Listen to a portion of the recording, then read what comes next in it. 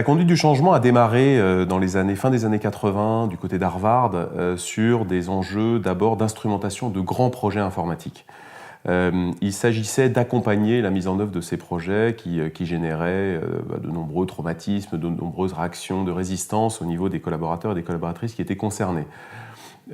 Pour ce faire, des grands auteurs, d'abord comme Kotter, comme Rosabeth Moss-Kanter aussi, ont commencé à travailler sur des méthodes plutôt d'obédience sociologique, très instrumentée. C'est aujourd'hui l'essentiel de l'action de conduite du changement telle qu'elle est pratiquée dans les grandes entreprises, dans les grands cabinets de conseil.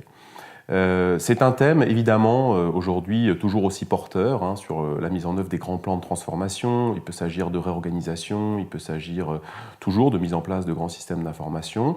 Ça se prête probablement un petit peu moins au domaine du digital.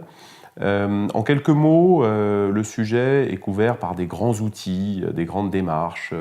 Les outils les plus connus en démarche de conduite du changement instrumentale sont notamment l'analyse d'impact, qui va viser à analyser en détail la manière dont le changement va impacter l'organisation, les équipes, les modes de management, les compétences en particulier. On a aussi d'autres outils classiques tels que la cartographie d'acteurs, qui va viser à analyser l'attitude des personnes qui vont être concernées par le changement. Et puis on a évidemment tous les plans d'action classiques de communication, de formation et puis aussi d'accompagnement. Et puis pour terminer, la partie suivi, donc notamment le modèle ICAP, qui va viser à regarder, avant que le changement ne se matérialise, l'attitude des personnes qui sont concernées, donc leur degré d'information, de compréhension, d'adhésion et de participation. Voilà.